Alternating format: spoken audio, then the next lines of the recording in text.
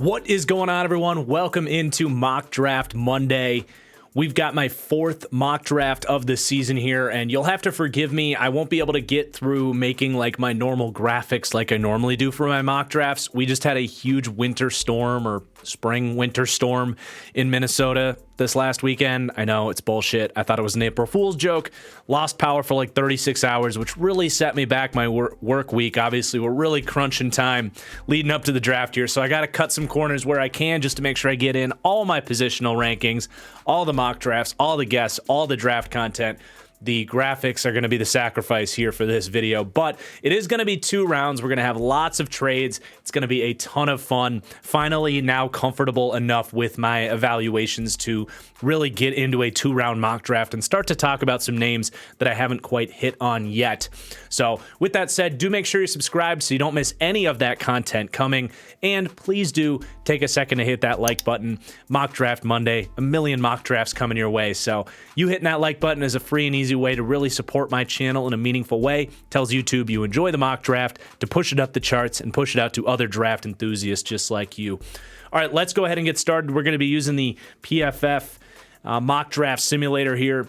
I have gone ahead and charted this mock draft out beforehand, so all of my decisions have been made. But I do want to set this thing in stone first. This is going to be our Packers-Jets trade for this mock. It's going to be pick 42, a 4th rounder, which we won't see through this mock. I do still think Corey Davis being a part of this trade makes sense, even though they said he's a part of the team or whatever. And then this would be a conditional pick. I think it would be anywhere from a first to a third. I would say a third is like the Jets don't make the playoffs this year. A second is the standard. And then a first would be if they make the AFC Championship this year or if Rodgers plays next year.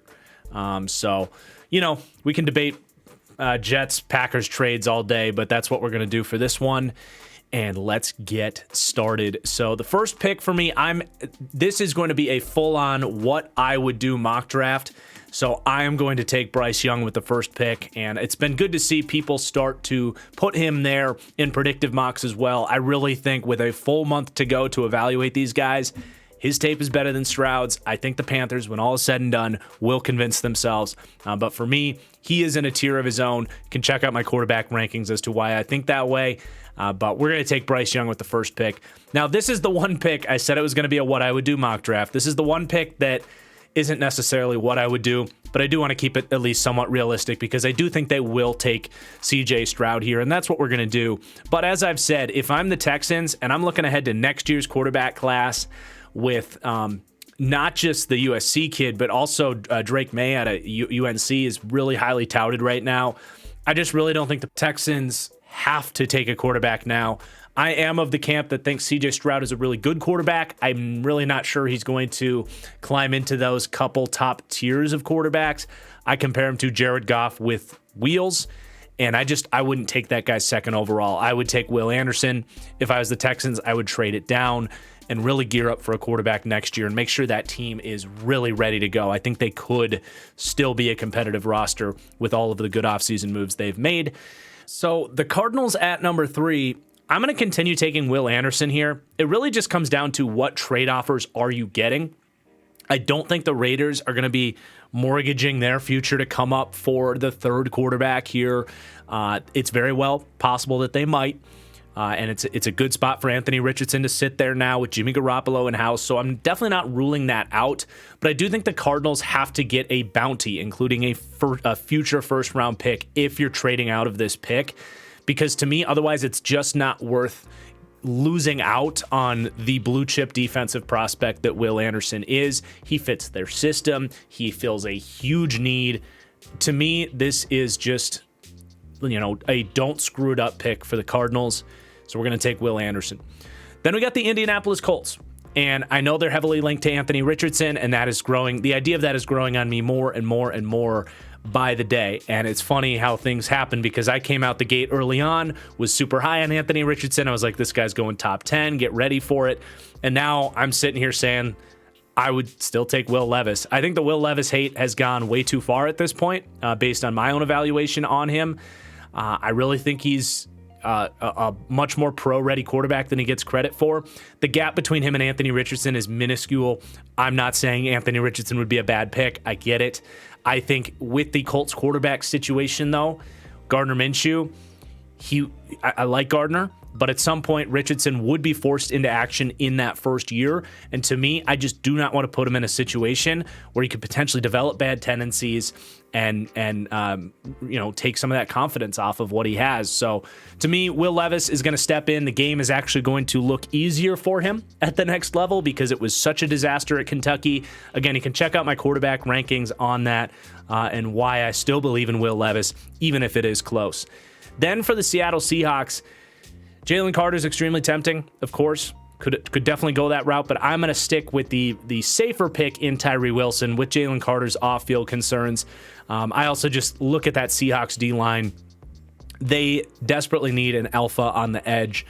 They need an alpha on the interior as well. I get that, but I just think with Jalen Carter's off-field concerns, the 5th pick is just a little bit rich when I really like Tyree Wilson as well. I think that fills out their D-line in a really nice way. So we're going to take Tyree Wilson. And then for the Lions, we're going Anthony Richardson. We've been doing this since January. Lions fans hated it to start, but they're on board now. To me, this is the dream destination for Anthony Richardson.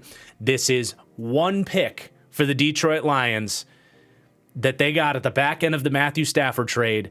Now that they have built the team up, they made that trade knowing that Jared Goff was not going to be their long-term future. And I know there's Lions fans that are all in on Jared Goff. To me, this is the best way I can put this. What is more risky? Counting on Jared Goff to win a Super Bowl for you when Brad Holmes is the very GM that was with the Rams when he saw what that limit looks like, even with a great situation? Or is it more risky to draft the most physically gifted quarterback that we've ever seen, who's super young, who gets a year or two to develop behind Jared Goff in a dream situation with a great O-line, a team that will use him in the running game so that he will make an impact in that first season? So many great points, so many reasons why this makes sense. And let's move on. The Las Vegas Raiders are going to take Devon Witherspoon.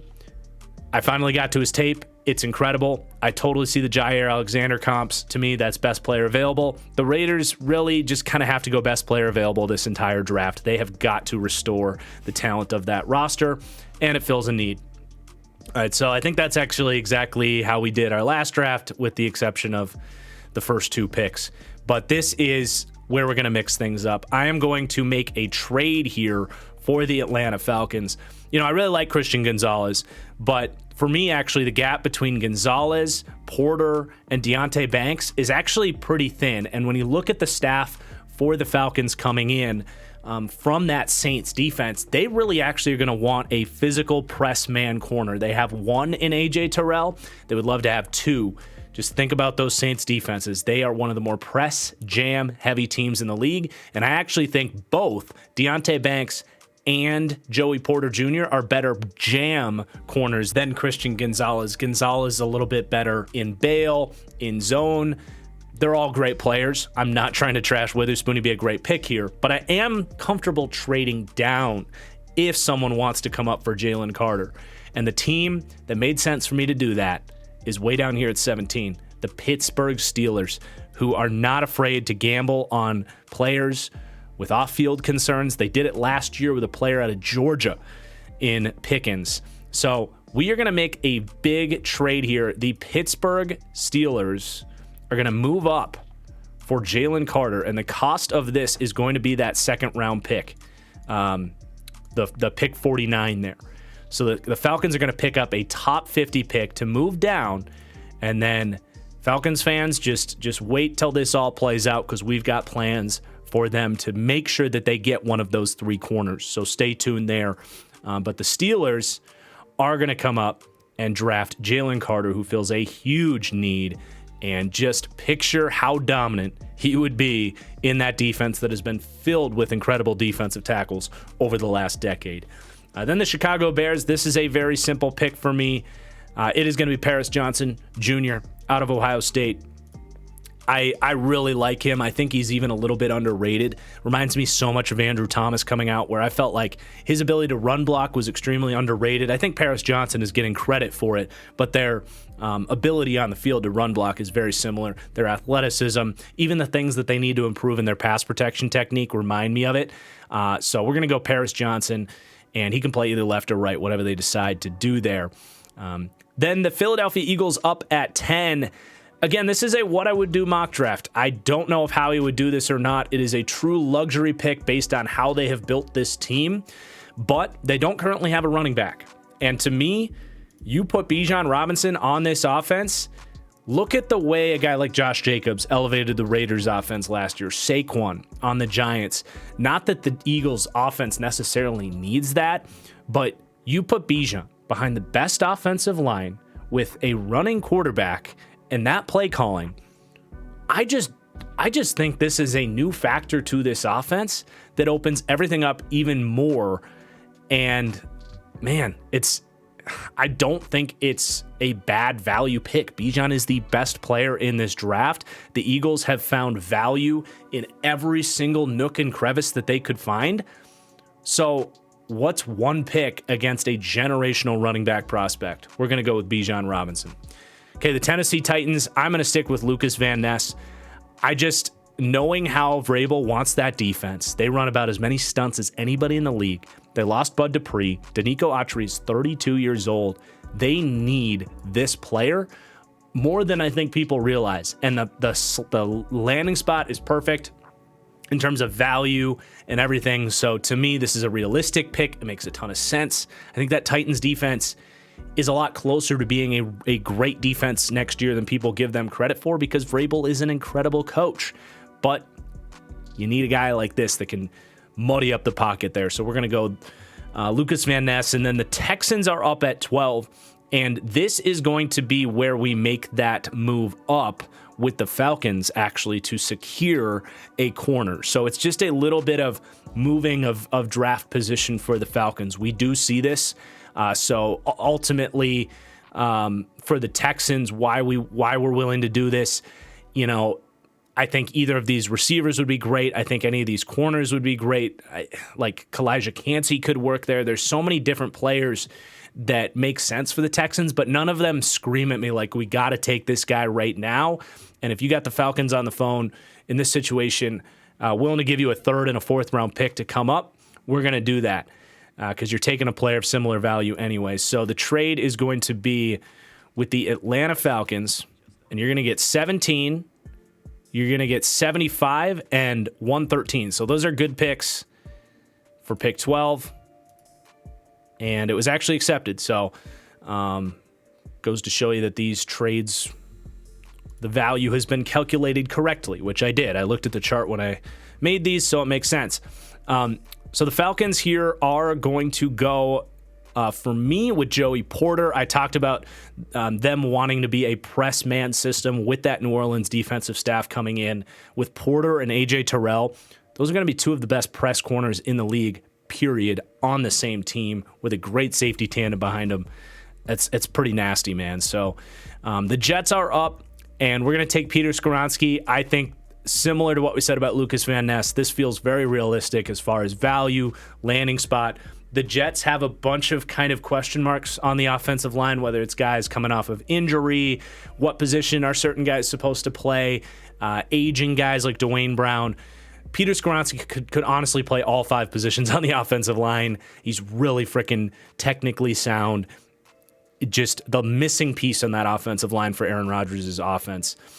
Then the New England Patriots up, going to stick with a pick I've been making. It is Deonte Banks. I think if Paris Johnson or Peter Skoronski were available, I would pick that. But I just think Belichick is going to love the thought of getting Deonte Banks on his defense. He has a awesome baseline of press man coverage ability, but he honestly has some of the best zone IQ I've seen in this class and several recent classes. Like, I just am in love with Deonte Banks. Got my cornerback rankings coming out this week. You guys can hear even more about him then.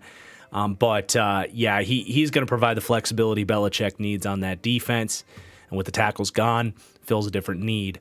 Then the Green Bay Packers, you got Corey Davis in the trade. I would love to go Quentin Johnston there, but I think you have enough big-bodied guys after getting Corey Davis. Let's fill out that last wide receiver need and take Jackson Smith and Jigba. Look, I know that Josh Dobbs showed promise, but in a normal situation for a team that actually put real wide receivers throughout their depth chart, he's a wide receiver 4 with promise on pretty much any depth chart in the league. So let's normalize this. Let's not expect that Jordan Love can elevate a Josh Dobbs in the way that an Aaron Rodgers can, and let's give Jordan Love all of the help he can possibly have. Jackson Smith and Jigba, as I talked about with Mike Renner on the interview last week, do check that out.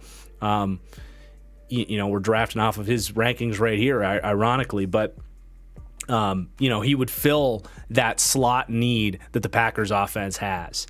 Then the Washington Commanders, I mean, my God, this couldn't have played out any better for them with Christian Gonzalez falling into their lap. Sometimes this stuff happens. It's not the craziest fall in the world, but it is going to stop here. I mean, talk about the perfect fit in terms of like the zone, off zone, playing the same system he did at Oregon. A perfect spot for Christian Gonzalez. Would have been one of the best value, just perfect landing spots in the draft. And then the Houston Texans are going to take the Texas product, Quentin Johnston, off the board here. They need some upside at wide receiver. I like what they have in Mechie. I like the signing of Dalton Schultz. I like Nico Collins, but Quentin Johnston gives them real explosiveness that they're now missing after trading away Brandon Cooks. I'm a big fan of Quentin Johnston. Actually is my number 1 wide receiver, but just in terms of the skill sets and where it makes sense, he's going to be the second one off the board here. Then the Detroit Lions, we're going to take best player available. Kalijah Kancey also fills a huge need for them. I love this spot. Not only do they need more pass rushing help on the interior, but Kancey needs to go to a spot where he can be a true 3 technique, and he can even play a little bit of early down edge here. So there's multiple reasons this makes sense. Number 1, they have a true nose tackle in Ali McNeil. Love Ali McNeil. He can play the nose. Kancey can play 3-tech. But you also have an intriguing situational pass rusher there in James Houston, who you don't know if he's a full down player. So Kancey can actually line up on the edge on early downs if you want him to, where you can, limit his inability to defend. He's a better run defender than he should be at his size, but for a smaller defensive tackle, it's just always going to be a limitation for him. So you can actually put him on the edge and shelter some of the size concerns with him. This is a perfect spot for Kancey. Then the Tampa Bay Bucks. Offensive tackle has become such a massive need for them. We are going to take Broderick Jones. I think he can be a good tackle now and a great tackle into the future. It's that offensive line has turned into a legitimate concern over the last couple of years since the Super Bowl team. And then for the Seattle Seahawks at 20, it's a tough spot just with the way the board has fallen. I love Quentin Johnston there. I love Jackson Smith and Jigba there. I love any of these top corners if they happen to fall to them, but they don't. It's just kind of as far as who would you take here, it's just a little bit tougher. Brian Branch could be fun. But for me, if I can trade this pick, get someone that is willing to give me some extra draft capital to come up, I would do it because I think you can get similar players if you move down at the spots you would take anyway. So the team that actually makes a lot of sense to me is the Kansas City Chiefs, who have a little bit of a luxury after how well they drafted last year to give up this second-round pick to come up here. Seattle's also going to give them pick 123 back. And the Chiefs are coming up to jump some of these teams that might need tackles, guys like the Bills and the Bengals, and they're going to come up and draft a little bit of a hot take here, but my OT4 at this point in time, DeJuan Jones. I actually like him a little bit more than Darnell Wright. I know it's an unpopular opinion, but Jones can play right tackle. They already signed the left tackle in free agency. They have really run the whole experiment of the oversized tackle thing with Orlando Brown, and it worked out just fine for them. So we're going to take Jones to plug in at right tackle for them. And kind of a side benefit of this is it puts a little pressure on the Bills now to go get their tackle, because both those teams, obviously huge AFC rivals, both kind of competing for similar prospects in this draft.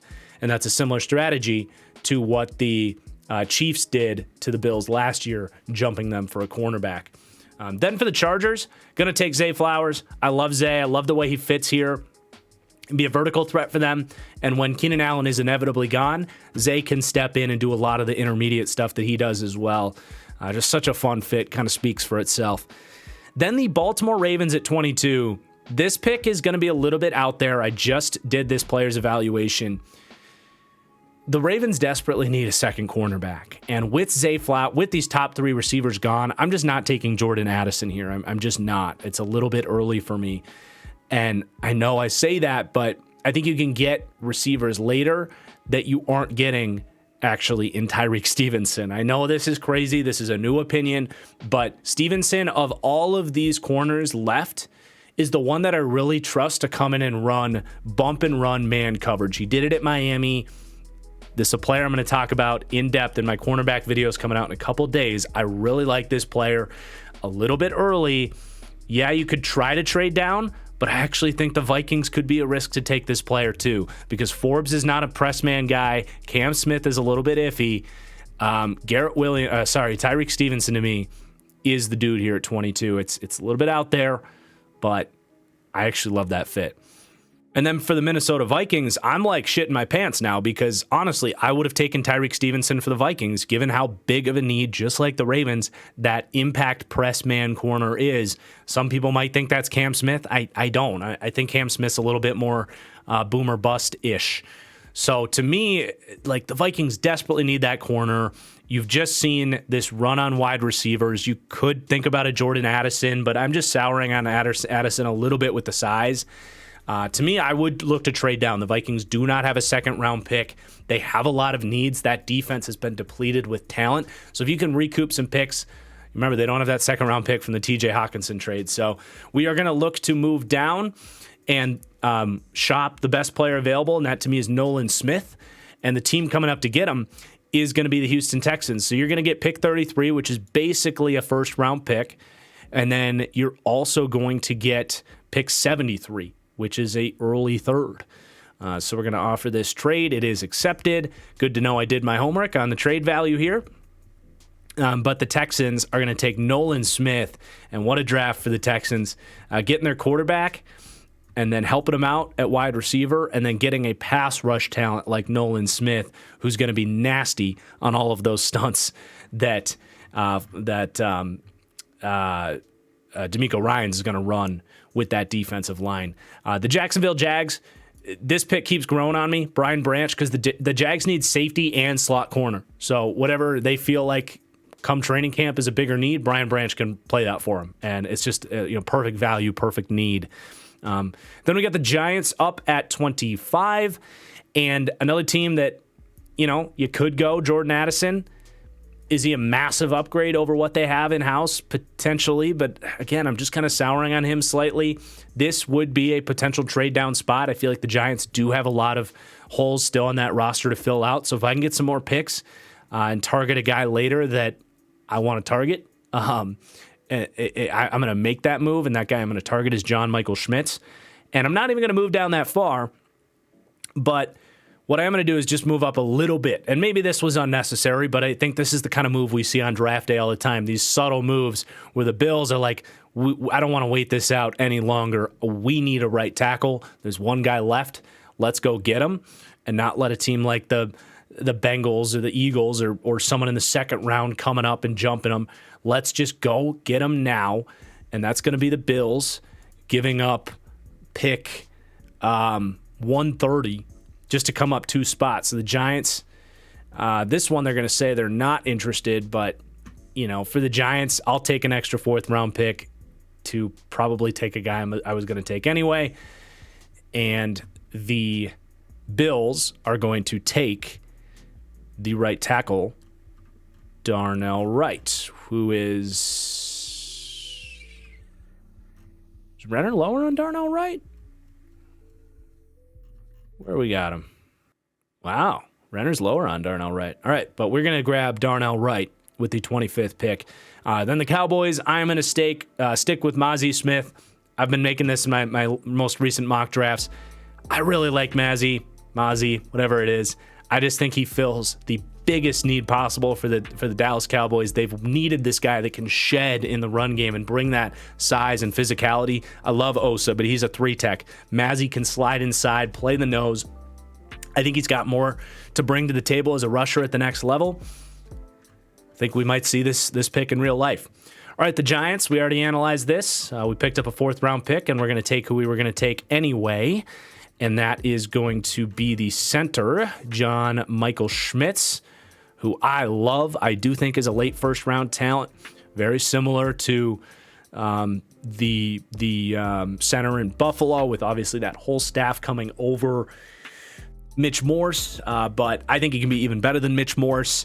Like I know the Giants fans want wide receivers. I actually kind of like what they did. They brought in a bunch of different pieces. Brian Dable's gonna scheme those guys up. I am just really souring on Jordan Addison as like even a high end number 2. I think he's just gonna be a good player, but I don't know if he's gonna be a ton better than the guys that they already have. I don't know if he's gonna start for the Giants. I know John Michael Schmitz is, and that interior offensive line to me is a much worse group than what the Giants are working with at wide receiver right now. Then the Cincinnati Bengals, we are going to take Dalton Kincaid here. The slide on tight ends is going to stop.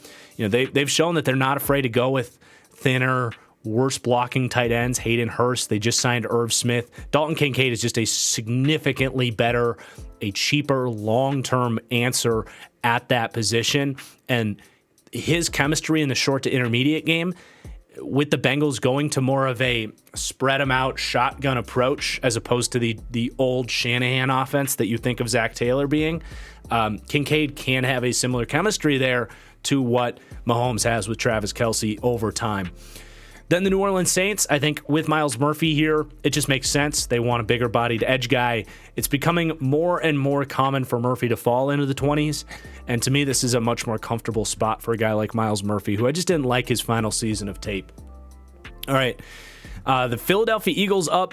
We're going to get back to their roots a little bit after we took Bijan Robinson and now take Brian Brzee. You look at that defensive line, they have a massive Jordan Davis in the middle, kind of waiting. Milton Williams played well last year, but is he a long-term answer? I don't know. The Eagles have gotten as far as they have because they invest in the trenches. They get ahead of it. They lost Javon Hargrave this year. Fletcher Cox, probably his last year, you would think. What a great room for Brian Brzee to get back up to speed, and him as a 3-tech next to Jordan Davis is a remarkable pairing into the future. Then the Seattle Seahawks are up, and this is going to be where the stop on the slide on Jordan Addison stops. I really think this is his range. I think it's the Giants at 25 all the way into like 35 for the Colts, but makes sense here. He can play the slot immediately, and the Seahawks are a team that have had success with smaller wide receivers, and he definitely fits the mold of guys like Golden Tate and Doug Baldwin and Tyler Lockett. It's the aesthetic makes sense with him in Seattle. All right, the Pittsburgh Steelers are up at 32, and we're going to improve that offensive line even further. I like signing Isaac Seumalo, but the tackle situation there, they have two very, very bottom of the barrel starters. Let's up the ante a little bit there. Take Anton Harrison, whether he starts day one or not. I think it's, with Kenny Pickett there, with the surrounding situation, let's make this an ideal room for Pickett. And there's just not any corners here that I'm super comfortable taking. The Minnesota Vikings are going to take Cam Smith here. Again, you might have been thinking about taking him at 23. So to move down, get a couple picks and to take him at 37, I think he's going to be your best remaining press man corner after Tyreek Stevenson. To me, that is just a need in Brian Flores' defense that they haven't really filled out in free agency. I like Byron Murphy. I like Andrew Booth, but can you count on him to stay healthy? I don't think so. To me, this is a massive priority for them. Brian Flores feels like everywhere he's gone, or at least when he showed up in Miami, he made an effort to make sure he got those press man corners. That's going to be the target for the Vikes. Then the Cardinals at 34. I will just say, I'm just going to tease the upcoming cornerbacks video. We're going to talk about why Emmanuel Forbes needs to land in a Fangio off-man system. and why his ceiling is so high in that spot, to me, look out for this pick in real life because of the scheme fit and because of the need for the Cardinals. Again, something I'm going to dive into a little bit more in this upcoming cornerbacks video, so just make sure you're subscribed for that. Then the Indianapolis Colts at 35. We took Will Levis. I want to make sure he has everything he has to succeed right away. That could be a guard to help out, but I'm going to take Josh Downs to get that juicy playmaker that can be an immediate target, an immediate separator for him. He's going to have these big-bodied targets on the outside, Pittman and Pierce. They signed Elijah McKenzie, but I don't think he's the player that Josh Downs is, and can just make things easier for Levis. Why not, right? It's you don't want that guy to bust. Then the Rams at 36. I think you can lock this pick in. B.J. Ojulari is the Rams type of rusher with the kind of quickness and finesse on the edge. I can just picture him as a Ram already. So we're going to make that pick right there. The Seahawks at 37. What do we do here? Oh, yes. We're just going to take the guy that I know they want more than anybody in this round, and that is Julius Brents. They're just not going to mess around. The Seahawks have never been a team to be unapologetic and reach for a guy from time to time. And with what they had in Tariq Woolen last year, Brents is just a very similar guy on the other side. We know how they feel about big corners, and let's just not mess around and make sure they can get their guy there at 37. 38, the Las Vegas Raiders. We just got to go best player available, man. We're going to continue beefing up this defense. Ade Tamiwa Adebawore can rush from the edge, can rush from the inside. I mean, he fills a need and is the best player available, in my opinion, at that spot. The Carolina Panthers going to grab Michael Mayer at 39. You get an extension of your offensive line, maybe the best run blocker in this class at the position, and more help for Bryce Young in the receiving game. I don't think any Panthers fans are going to complain about the multiple ways that he's going to help that offense. Then for the Saints at pick 40, there's been a lot of Alvin Kamara comps for Jahmyr Gibbs, but if it's at pick 40 here, I think it actually works just fine, especially with just kind of the way the board has fallen. You already got your edge player at 29.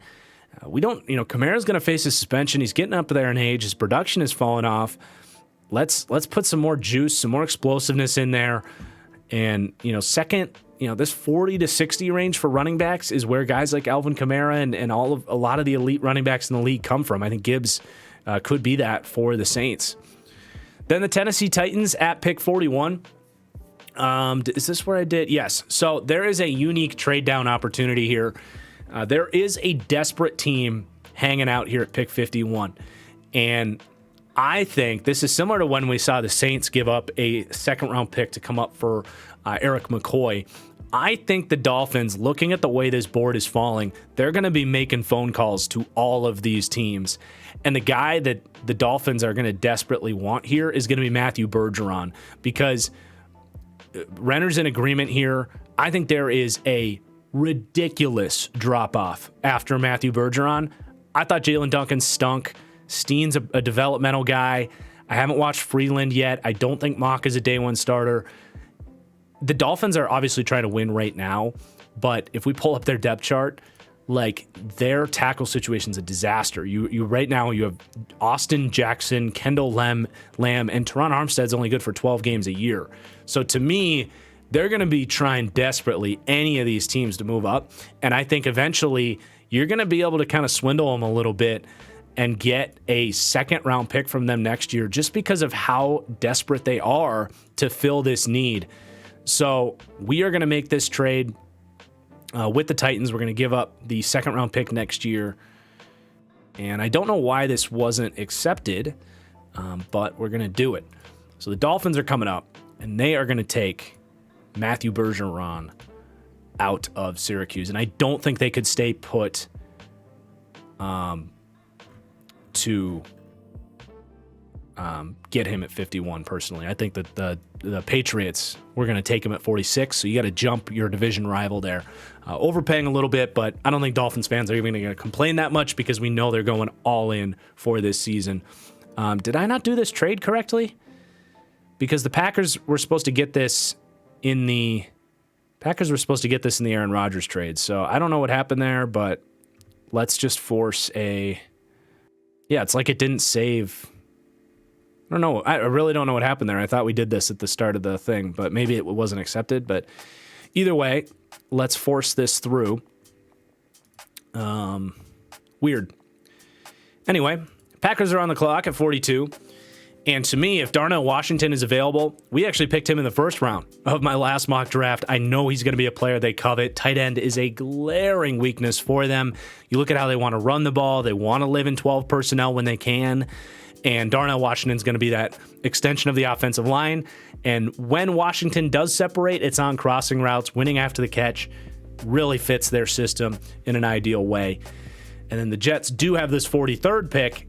And we took an offensive lineman earlier, but after giving up Corey Davis, we got room for another wide receiver here, and I'm actually going to slot Jalen Hyatt in here for the Jets. You've got kind of all the other pieces filled in here for them, but Jalen Hyatt gives you a deep threat, really with speed that Rodgers really only showed one time in his career to have a receiver this fast, and that was with Christian Watson last year. I think this would be a really good kind of missing piece for that group of weaponry, that after you gave up Corey Davis, you gave up Elijah Moore, you need some more juice in that room. You can't just have Alan Lazard and Garrett Wilson. Then the Atlanta Falcons at pick 42, we're going to take Felix Anudike-Uzomah. We have fit two perfect scheme fits. They like bigger bodied edge players in New Orleans, and they like press man corners. So we got Joey Porter earlier. Now we're going to take Felix Anudike-Uzomah. Perfect value, middle of the second round. Might not be an alpha rusher for them, but he can be a really nice starter opposite of Arnold Ebiketie. Green Bay is back up, and I'm actually going to double dip. I'm a big fan of the double dip strategy. Again, this is a what I would do mock draft. We got their inline tight end in Darnell Washington. Now we're going to get their wing player. So the Packers, when they go to 12 personnel, and that's going to be a lot, you got Sam Laporta, who can also play slot for them. They have flexibility. They have security that one of these guys is going to be a good player. I like Musgrave, but I think Laporta for this role as that wing player in 12 personnel is perfect. He fits that offense in a dream situation, and you have now really invested in Jordan Love, giving him everything he needs. You gave him Corey Davis, Jackson Smith and Jigba, Darnell Washington, and Sam Laporta. And if you think that's overkill, look at this shit show that Brian Gutekunst has left in Green Bay. Christian Watson, you love it. Romeo Doubs, as I said earlier, he should be a wide receiver 4 on any team in the league, someone that you're hopeful, but a 4th-round pick last year that has had a hard time staying healthy over the last 2 years going back to Nevada and had drop issues. The tight end room is Josiah DeGuara and nobody else. So you can't tell me that this is not a necessary investment for this team. You love the irony of them finally doing this when Aaron Rodgers left, and you know they're not going to do this. They're going to take 4 defensive players out of Georgia. But they need talent on that offense. They have systematically neglected adding talent to that side of the ball. It's time for a change in Green Bay. All right, New England's back up, and I need to fill this free safety need. And a player that is a ton of fun, that is really under the radar right now, is Jatavis Martin out of Illinois. He's not going to go this late. He's incredibly physically talented. I think he can play free safety, strong safety. He, to me, can be your replacement over the top of that defense. And they love 3 safety packages, but without... oh my gosh. McCourty back there. I know it seems like a reach based on this, but I'm just a huge fan of Martin. I've got a 2nd or 3rd round grade on him. Then the Washington Commanders up at 47. We're going to take Osiris Torrance. Offensive line is a need for that group, especially on the inside. He's starting to fall a little bit here, and definitely fits that offense. Pick 48 for the Detroit Lions. We're going to give them a tight end with some talent, Luke Musgrave. I mean, he's a little bit of a boomer bust prospect. You can go see what I said about him in my tight end rankings. But the Lions, similarly to Green Bay, they quietly kind of need some more talent. You love Amon-Ra St. Brown, Jamison Williams, you feel pretty good about. But beyond that, I mean, Khalif Raymond's an interesting slot guy. The tight end room with Brock Wright, Shane Zylstra, like James Mitchell. I know Lions fans believe in those guys. but let's get them some real upside and a guy that with the coaching of Dan Campbell, who's a former tight end, could be a real impact player for them. Then the Atlanta Falcons are up at 49. This is the value of trading down as you get this pick from Pittsburgh. And I'm actually going to use this as an opportunity to make sure that this edge group doesn't suck. And I'm going to do the double dip strategy for them as well.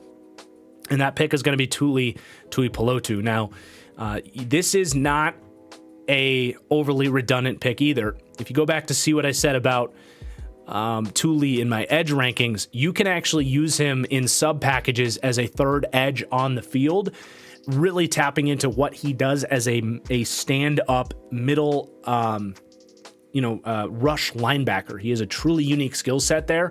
So you can go Ebiketie, you can go Anaduke Uzama, you can have those D tackles, and you can bring in Tuli to rush as well. So this is not a wasted like one or the other pick. Both these guys can play. And Ebiketie's no guarantee either. So you just have 3 really good dart throws to make sure you have a good edge rush there. I don't think Falcons fans are going to complain about that, given how bad their edge rush has been over the last few years. All right, Tampa Bay, this is going to be an out there pick. I'm actually going to take Kelee Ringo here, but I'm taking him to play safety. They do not have a strong safety at this point in time. To me, that is where Kelee Ringo is going to best succeed. You're going to have to, get Todd Bowles to talk to him and make sure he's comfortable with that. Now, he does kind of fit the Carlton Davis mold.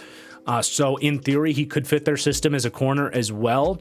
But to me, playing at strong safety, and as long as he's comfortable with it, he's got a really nice upside there. So it's a little bit of an out there pick. But shout out to Matt Miller of ESPN. He reported that a lot of scouts actually see Kelee Ringo as a safety. I mostly agree there.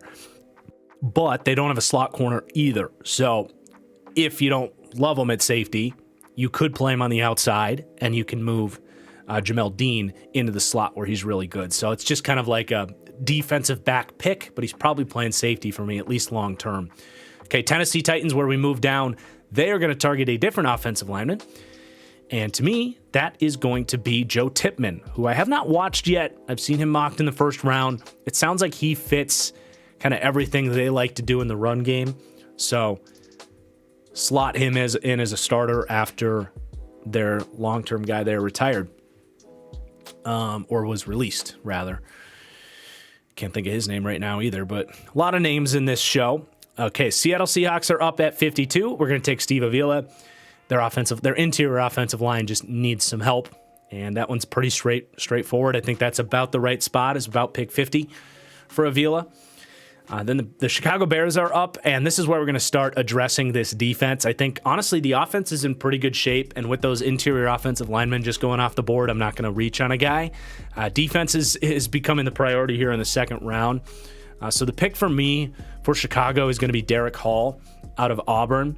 I know Renner said on the channel he's a little bit lower on him, but I think he has the size profile that Matt Eberflus looks for. That's why I don't think he'll take a guy like Will McDonald here.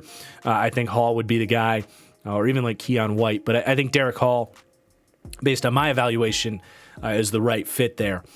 Then the Chargers are up at pick 54, and we're quote-unquote reaching on a couple of these safeties, but they're guys that I just think really get the position and have good instant impact coverage ability. Both Chris Smith and Jatavis Martin are like 4 or 5 year starters in pro-style defenses.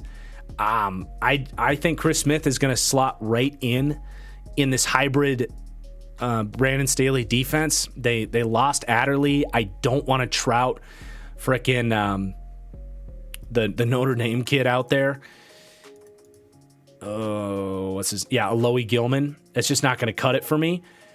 So Smith to me fits the system. A guy that's played a lot of slot corner. I've talked about why that is such a good transition to the hybrid safety system. And I've also talked about how important safeties are in that scheme. So I really think this is an underrated need for the Chargers. If you don't take Brian Branch in the first, a guy like Christopher Smith or Jatavis Martin in the second, it's a really thin safety class. So you might have to take these guys a little bit early. But for teams like the Patriots and the Chargers that are trying to win right now, I think you can draft for need a little bit there at those spots. All right, the Detroit Lions are up at 55, and man, would this be a fun pick. Campbell, coaching Campbell, They need linebacker in a big way, and I don't even feel like I need to analyze that pick. You got a tough Iowa big linebacker to plug in and really just fits the culture there. He'd be a team captain within the first 2 years. I guarantee it. The Jacksonville Jaguars are up. This was kind of a tough, spot to kind of figure out what I would do here. Tucker Kraft just made a lot of sense. They have Evan Ingram. He's not much of an inline blocker. I think Tucker Kraft can be that for you immediately. And even if Kraft isn't like a super high upside long-term answer, I do think it allows them to go to 12 personnel, allows them to play Ingram and Kraft at the same time, really improve that run game. And Ingram is just there on the franchise tag. I don't know if he's going to be there long-term, so just made sense to me. The New York Giants at pick 57, we're going to take a cornerback, DJ Turner, who's an interesting prospect. Renner's got him pretty low here, but I think DJ Turner with his athleticism is a second or third round pick, and he's definitely not a given, but I think could be in the mix as a day one starter for the G-men. Dallas Cowboys are up, and I'm not going to say it's a luxury pick, but I can just see it. Drew Sanders out of Arkansas. So the Cowboys have some linebackers. Leighton Vander Esch is back again on just a cheap kind of, Band-Aid contract. Parsons is on that path to being a full-time edge. I do like the LSU kids that they have, but you've got the Jerry Jones Arkansas connection with Drew Sanders. It's a great spot where he doesn't have to play right away. He is a very raw linebacker, and his athleticism and size over the middle is very much what they look for at that position, and could be a monster for the Cowboys within a year. Maybe not a day one starter, though. Then we got the Buffalo Bills up at 59, and there's two guys I'm actually really kind of wavering on here. I'm thinking about Clark Phillips because I feel like they just need one more body back there. Tre'Davious White, Dane Jackson, Teron Jackson, Kyer Elam. You really hope can take that step next year. Benford played well, was a sixth-round pick. You got, safeties becoming a need down the road. DeMar Hamlin, a question mark. I do not trust that this secondary can get through a season and these to be your guys. And when I look at Clark Phillips, I honestly think he can play anywhere. In this system with the hybrid safety, I think he can play safety for them. I think he can play outside corner in their off-man system. And I think he can play slot for them. So I don't know exactly where he's going to play, but he's a really good player at this spot. I know some Bills fans might want a wide receiver. Maybe a guy like Jaden Reed could also be a really exciting pick down here. But I think it's possible you can actually wait on him. Either way, I'm going to take Clark Phillips, just the best player available based on my board. And I'm curious what Bills fans think of that being kind of a need for them. Then the Bengals up at pick 60. An interesting slot here, but I'm actually going to take Parker Washington, not someone that you've probably heard a lot about. He did make my top 10 wide receivers video. So the Bengals do need to plan for some changes down the road. And Parker Washington's pro comp, Tyler Boyd is a very similar player. They're going to lose Tyler Boyd. He's getting up there in age. They can't afford a new contract for him. And he provides depth immediately, but long term, he gives you that, third wide receiver. Keep the talent coming for the Bengals. So you get a tight end and you get a new wide receiver. Make sure that depth chart stays as talented as it is in time. Then the Chicago Bears at pick 61. We are going to take Keanu Benton here. They need help on that interior defensive line just as bad as they do on the edge. Will McDonald would be fascinating as well at this point, late in the second. But to me, the pick is Keanu Benton, who would start day one at defensive tackle. Then the Philadelphia Eagles. We're actually going to take a second-round linebacker for them. Haven't watched Dion Henley yet, but everyone I've talked to gushes about him. I know Coleman loves him. I know Mike Renner loves him. They lost really their whole linebacking group. They are hoping Nakobe Dean can step in there, but they lose. I guess they wouldn't show up here, obviously, but they lose. What's his name? Who came over from the Chargers, and they lost. What's his name? Who went to the Bears? Name recall is escaping me here as we near an hour. But they do need linebacker. I'm going to trust, for now, the opinions of those scouts I respect. Excited to watch Diane Henley, but filling in as a starter potentially. And then the Seattle Seahawks at pick 63. This is just kind of a fun spot for Hendon Hooker. You know, Geno, what do we continue to see from Geno Smith? Is it a one-year wonder? Does he go back to being a backup caliber guy? I think Hendon Hooker gives you some long-term stability with a 4-year contract. A guy that can, step in and be a good backup right away to Geno. It's not necessarily a draft and develop pick here. A lot of this is actually just insurance for Geno. Kind of keeps him on his toes a little bit. Make sure he's staying up on everything that got him to where he's at now. And the Seahawks have made some really good picks to this point. I don't mind Seattle ending up with Hendon Hooker. It's just not in the first round with the 5th overall pick, Mike Tannenbaum. So we're going to sneak him in where he probably belongs in the 2nd round. And there is your mock draft. That definitely got a little bit long, which isn't a huge surprise. For 2 full rounds, looks like there we go, full results. So I'm just going to kind of scroll through this as we do our outtake here. But really appreciate you guys for watching. It was a fun mock draft. And make sure you subscribe. We got the top 10 cornerbacks coming. You can hear me talk a lot more in depth about some of these picks we made that were a little bit more out there. But yeah, thank you so much for watching. Drop a comment down below. What did you think of my mock draft for your team? And we'll see you in a couple days for the top 10 cornerbacks. Peace out.